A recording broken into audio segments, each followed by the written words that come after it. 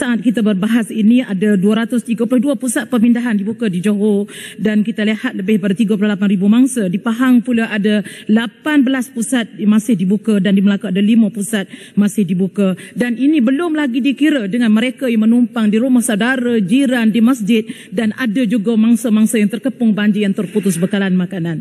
Tuan Yang di-Pertua, banyak isu, saya ingin menyentuh 9 isu yang berkaitan dengan banjir. Dan kawasan saya adalah kawasan yang sangat terkesan dan setiap tahun berdepan dengan banjir. Dan ahli-ahli berhormat yang mungkin baru pertama kali jadi ahli berhormat tahu betapa peritnya berdepan dengan banjir dan begitulah kami, apalagi kalau tidak diberi peruntukan, mana mungkin kita boleh beri perkhidmatan yang terbaik. Sebab itulah kami, saya dah penggal di Dewan ini, setiap kali banjir terpaksa berhutang kerana untuk rakyat. Jadi sebab itulah kerajaan Madani pada hari ini wajib mesti memberi keutamaan kepada peruntukan kepada ahli parlimen kalau benar-benar untuk berkhidmat kepada rakyat. Yang pertama ialah keperluan bantuan segera tambahan. Yang ini amat penting untuk kita bantu mangsa banjir. Kita lihat rayuan daripada yang amat berhormat Menteri Besar Johor merayu petugas-petugas sukarelawan. Sebab yang di mangsa bukan sahaja makanan yang diperlukan, sukarelawan mencuci, mengangkat, menyelamat dan tak mungkin akan didalikan oleh agensi kerajaan semata-mata. Jadi sebab itulah kita kena gerakkan kerjasama ini daripada semua pihak dan bantuan segera perlu diberi kepada agensi-agensi, tambahan peruntukan kepada agensi yang bertanggungjawab.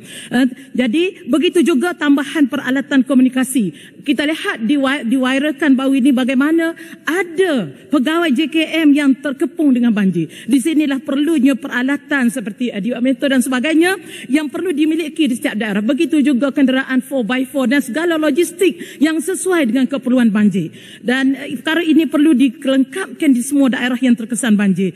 Begitu juga tentang penyelarasan bantuan kebajikan oleh NGO. Alhamdulillah kami melalui NGO kami, Khidmat Malaysia, begitu juga Jabatan Amal, kita telah menggerakkan hampir 10,000 sukarelawan yang datang daripada Perlis, Kedah, Kelantan, Terengganu, seluruh negara turun ke Johor secara berperingkat untuk membantu mangsa-mangsa banjir. Dan tim yang kita bawa bukan semata-mata untuk membantu mereka untuk diselamatkan, tetapi kita bawa dapur rakyat, makanan untuk diagihkan kepada petugas-petugas yang memerlukan. Begitu juga tentang untuk mencuci terutama rumah, masjid, surau, sekolah dan sebagainya. Jadi sudah sampai masanya supaya penyelarasan untuk kita jentera kebajikan ini perlu diselaraskan dan supaya bersasar, supaya perkara ini dapat disalurkan, supaya tidak berlaku pembaziran.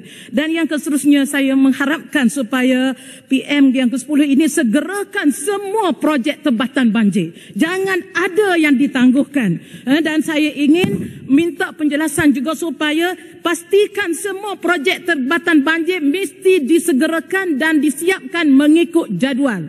Walaupun ada pendekatan baru dan kaedah baru yang diperkenalkan oleh PMX hari ini, mestilah jangan sampai menyebabkan projek yang telah dijanjikan itu terlewat, seperti projek Segamat, RTB Segamat bernilai 650 juta, RTB Batu Pahat 240 juta, RTB Kota Tinggi 280 juta, termasuk juga fasa 1, fasa 2, fasa 3 tebatan banjir di Rantau Panjang dan yang sekitar.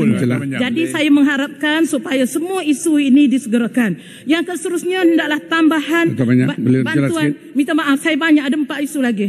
Iaitu tambahan bantuan khidmat psikososial.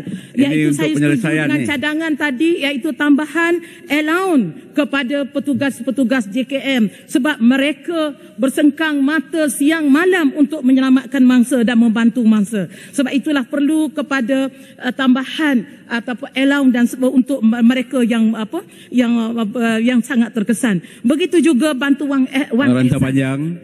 Minta maaf masa tidak mengingatkan. Saya ini cadangan untuk penyelesaian ni. Boleh selepas ini. Bantuan wang ihsan kepada mangsa banjir saya harap disegerakan sebab ada di kawasan saya yang baru saja selesai masalah banjir. Hanya mereka yang berpindah di PPS sahaja yang baru diberi bantuan wang ihsan. Yang terkesan banjir yang tak berpindah masih lagi belum menerima apa-apa bantuan. Jadi sebab itulah segera perkara ini dihendakkan. Dan hendaklah saya harapkan juga iaitu Pemberian moratorium juga hendaklah dipertimbangkan kepada mangsa banjir yang berulang kali berdepan dengan banjir yang kerugian yang amat besar. Dan saya harap keperluan seperti tandas, keperluan katil khas, terutama ibu-ibu yang lepas bersalin yang menjadi mangsa banjir, mereka yang baru keluar hospital, mereka yang kemalangan, terpaksa duduk di atas lantai yang sangat sejuk, cuba bayangkan. Jadi perlu kepada peralatan bagi mereka yang berkeperluan khas. Apalagi keperluan tandas OKU sangat-sangat diperlukan, terutama mereka yang berpindah di sekolah yang tidak ada kesesuaian tempat untuk mereka.